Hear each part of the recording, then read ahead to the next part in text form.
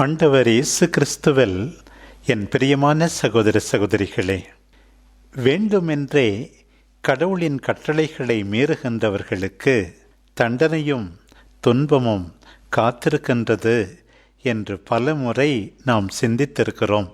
அவர்களுக்கு மட்டுமல்ல, சில நேரங்களில் ஆண்டவரின் சீடர்கள் அவருக்கு பிரமாணிக்கமாக வாழ்கின்ற போது கூட துன்பங்களை சந்திக்க நேருகின்றது. இதனால்தானோ என்னவோ பவுலடியார் திமோத்தேயுவுக்கு எழுதிய 2ஆம் திருமுகத்தில் குறிப்பிடுகின்றார். 3ஆம் அதிகாரம் 12வது வசனம், கிறிஸ்து இயேசுவுடன் இணைந்து இறை பற்றுடன் வாழ விரும்புவோர் அனைவரும் இன்னலுறுவர் என்கின்றார். ஆனால் அத்தகைய துன்பங்களினோடே ஆண்டவருடைய உடனிருப்பு இருக்கும். நிச்சயமாக அத்துன்பங்களை ஆண்டவர் இன்பமாக மாற்றுவார் என்பதில் சந்தேகமே இல்லை. இன்றைய முதல் வாசகம் எரேமியா 26ஆம் அதிகாரத்தின் தொடர்ச்சி. ஆண்டவரின் இல்லத்திற்கும் நகரத்திற்கும் எதிராக அவர் இறைவாக்குரைத்ததால் குருக்களும் போலி இறைவாக்குனர்களும் அவர் கொலை தீர்ப்புக்கு உரியவன் என்று வாதிடுகின்றார்கள். அப்போது ஆட்சி பொறுப்பில் இருந்தவர்கள் அவருடைய உதவிக்கு வருகின்றார்கள். அவர்கள் முன்னும் மற்ற மக்கள் அனைவரிடமும் எரேமியா தன் நிலையை விளக்குகின்றார். நான் போதித்தது என்ன? உங்கள் வழிகளையும் செயல்களையும் சீர்படுத்தி கொள்ளுங்கள். ஆண்டவரின் குரலுக்கு செவி கொடுங்கள். அப்போது ஆண்டவர் மனம் மாறி உங்களுக்கு வர இருக்கிற தண்டனையிலிருந்து உங்களை காப்பார் என்று தானே சொன்னேன். இப்போதும் கூட நான் உங்கள் கையில்தான் இருக்கிறேன். நல்லது எது, நேரியது எது என்று நினைக்கிறீர்களோ அதை நீங்கள் செய்யுங்கள். ஆனால் ஒன்றை மனத்தில் இருத்துங்கள், என்னை கொல்வதால் அந்த இரத்த பழி உங்கள் மேலும் உங்கள் நகரத்தில் மீதும் வராதிருக்கட்டும். ஏனென்றால் ஆண்டவர் எனக்கு சொன்னவற்றை தானே நான் போதித்தேன் என்கின்றார். தம்மை சாவுக்கு கையளிப்பார்கள் என்று தெரிந்தும் கூட அநீதியோடு முறைகேடான வாழ்க்கையோடு சமரசம் செய்யாமல் அச்சமின்றி ஆண்டவருக்காக துன்புற துணிகின்ற எரேமியாவை பார்த்து நாம் கற்றுக்கொள்ள வேண்டும். இந்த பகுதியை தொடர்ந்து 2 இறைவாக்குனர்களின் எடுத்துக்காட்டு கொடுக்கப்பட்டுள்ளது. ஒருவர் மீகா இறைவாக்குனர். அவர் ஏறக்குறைய 100 ஆண்டுகளுக்கு முன் இறைவாக்குரைத்தவர் எசேக்கியா அரசன் காலத்தில். அவரும் எருசலேமும் ஆண்டவருடைய இல்லமும் அழிக்கப்படும் என்று அச்சுறுத்தினார். ஆனால் அவரை எசேக்கியா அரசன் கொல்ல தேடவில்லை. மாறாக அரசனும் மக்களும் மனம் மாறி ஆண்டவரை நோக்கி மன்றாடி தங்கள் வழியை மாற்றிக்கொண்டார்கள். இன்னும் ஒரு இறைவாக்குனர் உரியா என்பவர். அவரும் மனம் மாறத் தூண்டி நகருக்கும் நாட்டுக்கும் எதிராக இறைவாக்குரைத்தார். ஆனால் யோயாக்கிம் அரசன் அவரை கொல்ல தேடினான். எகிப்துக்கு தப்பி ஓடிச் சென்ற அவரை மீண்டும் கொண்டு வந்து கொலை செய்தார்கள்.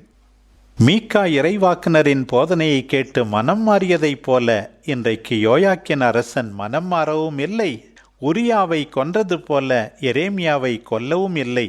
ஆனால் ஆண்டவரின் அருளால் அன்றைக்கு எரேமியா காப்பாற்றப்பட்டார். சாப்பானின் மகன் அகிக்காம் எரேமியாவுக்கு துணை புரிந்தான். இன்றைய நற்செய்தி வாசகத்தில் இறைவாக்குனரில் மிக முக்கியமானவரான திருமுழுக்கு யோவானுக்கு நிகழ்ந்ததை நாம் வாசிக்கின்றோம்.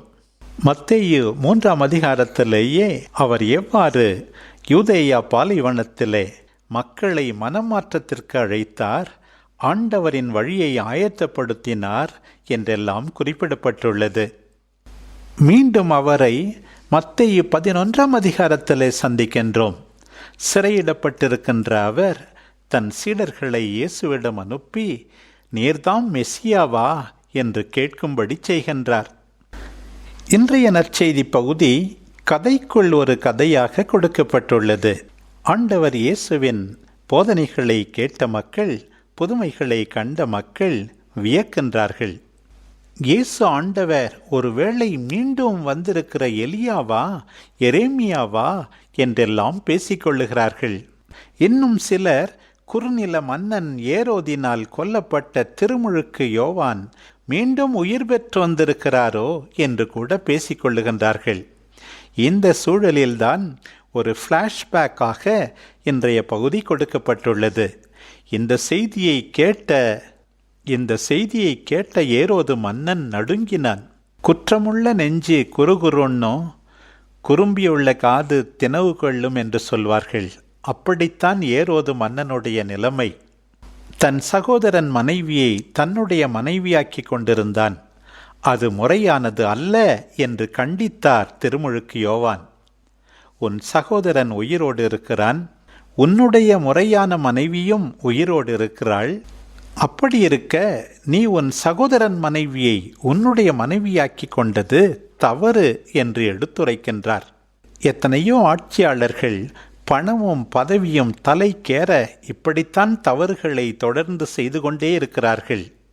ஏன் இறைவாக்கினர் எலியா கூட ஆக்காப் அரசனாலும் இசபெல் அரசியாலும் எந்த அளவு துன்புற்றார் என்பதை நாம் அறிவோம். சிறையில் இருந்த திருமுழுக்கு யோவான் என்ன நடக்குமோ தனக்கு என்று காத்து கொண்டிருக்கிறார். நான் முன்னறிவித்த இயேசு மெசியா நான் எதிர்பார்த்தது போல செயல்பட மறுக்கின்றாரே என்று வருத்தப்பட்டிருந்திருக்கலாம். இன்னொரு பக்கம் ஏரோது என்னை தொடர்ந்து காப்பாற்றுவானா? நான் சிறையில் இருந்தாலும் அவன் மனைவி ஏரோதியாள் என்ன செய்வாளோ என்றெல்லாம் கூட நினைத்திருந்திருக்கலாம். ஆனாலும் அநீதியோடு சமரசம் செய்து கொள்ள அவருக்கு விருப்பம் இல்லை. அப்படி சமரசம் செய்து கொண்டிருந்தால் ஏரோதையும் ஏரோதியாளையும் அது அவர்களுடைய தனிப்பட்ட விஷயம் என்று அவர்கள் விருப்பப்படியே வாழ விட்டிருந்தால் அவர் தம் உயிரை காத்திருக்க கூடும். ஆனால் ஆண்டவருக்கு பிரமாணிக்கமாயிருக்க நினைக்கின்ற இந்த இறைவாக்கினர் அநீதியோடு ஒருபோதும் ஒத்துழைக்க மாட்டார். பலகீனமான மற்ற மனிதர்கள் வேண்டுமானால் பணம், பதவி, குடிவெறி, சிற்றின்ப மோகம், ஆட்டம் இவற்றால் தங்கள் இதயத்தை இழக்கலாம். ஆனால் ஆண்டவரின் இறைவாக்கினர் ஒருபோதும் பாதை மாற மாட்டார். ஆண்டவருக்கு பிரமாணிக்கமாக இருந்தால், உண்மையுடன் நேர்மையுடன் நாம் வாழ்ந்தால் இந்த உலக பார்வையில் எப்போதும் வெற்றியை அனுபவிப்போம் என்று சொல்ல முடியாது. சொத்தும் சுகமும் நீடிய ஆயுளும் மட்டும் ஒரு மனிதன் நல்லவனா கெட்டவனா என்று தீர்மானிக்க முடியாது. பேதுருவை பாருங்கள், யாக்கோபை பாருங்கள், ஸ்தேவானை பாருங்கள், பவுலடியாரை பாருங்கள், முதல் தலைமுறை நம்பிக்கையாளர் அத்தனை பேரையும் பாருங்கள். அவர்கள் எல்லாம் நீடிய ஆயுளை அனுபவிக்கவில்லை என்றாலும் ஆண்டவரால் மகிமைப்படுத்தப்பட்டார்கள். இன்றைக்கும் கூட ஆண்டவரின் படிப்பினைகளை அறிவிக்கின்றவர்கள், அநீதியை எதிர்க்கின்றவர்கள் பல்வேறு துன்பங்களுக்கு உட்படுத்தப்படுகின்றார்கள். கருச்சிதைவு, ஓரினச் சேர்க்கை, திருமணத்திற்கு முன்பே தாம்பத்திய உறவு இவற்றுக்கெல்லாம் எதிராக போதிப்பவர்கள் எத்தனையோ பேருக்கு பிடிப்பதில்லை. ஆனால் இறைவாக்கினர் ஒவ்வொருவரும் அன்புடன் உண்மையை பேசிக்கொண்டேதான் இருக்க வேண்டும். உண்மையில்லாமல் அன்பை பேசுவதில் அர்த்தம் இல்லை. உண்மையை பேசுவதால் சிலர் நம்மை வெறுத்தால் அவர்கள் தொடர்ந்து வெறுத்து கொண்டே இருக்கட்டும்.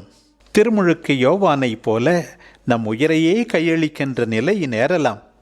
தெர்த்தோலியன் கூறுவது போல இப்படிப்பட்ட வேத சாட்சிகளின் இரத்தம்தான் திருச்சபையின் வித்தாக மாறுகின்றது. சொரேன் கீர்க்கெகார்ட் கூறுகின்றார், கொடுங்கோலன் சாகின்றான், அவன் அரசாட்சி முடிவு பெறுகின்றது. வேத சாட்சி சாகின்றார், அவர் அரசாட்சி தொடங்குகின்றது என்கின்றார். எனவே பிரியமானவர்களே, ஆண்டவருக்காக துன்பப்பட நாம் தயங்கவே கூடாது. இதைத்தான் பேதுரு தன்னுடைய முதல் திருமுகத்திலே குறிப்பிடுகின்றார்.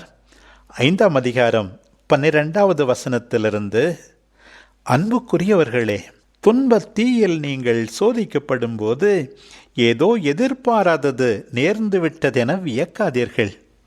மாறாக கிறிஸ்துவின் துன்பங்களில் நீங்கள் இத்துணை பங்கு கொள்கிறீர்கள் என எண்ணி மகிழுங்கள்.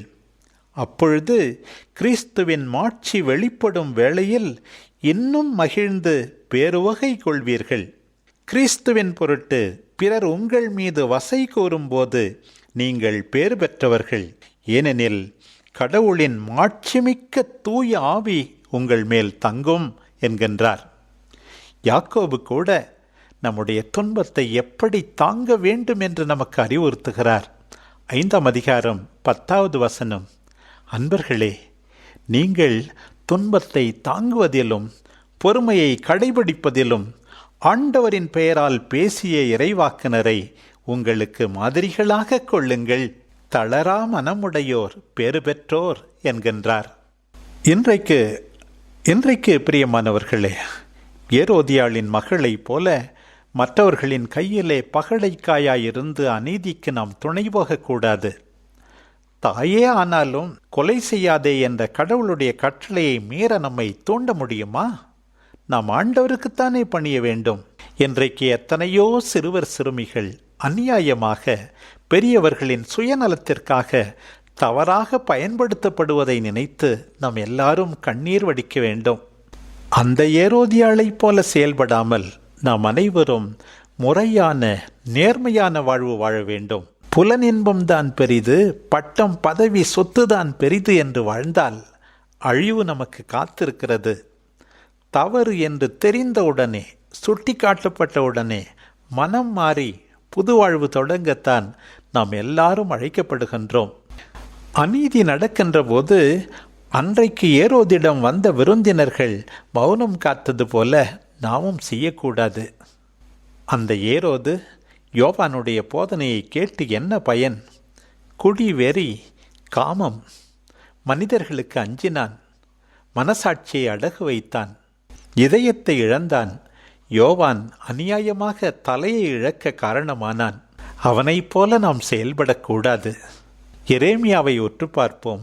திருமுழுக்கு யோவானை உற்று பார்ப்போம்.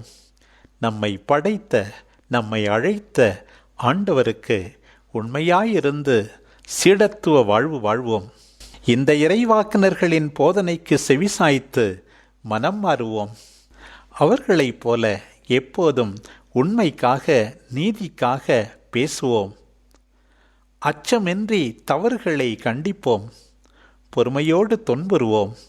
நம் ஆண்டவர் நமக்கு தேவையான சக்தியை கொடுப்பார்.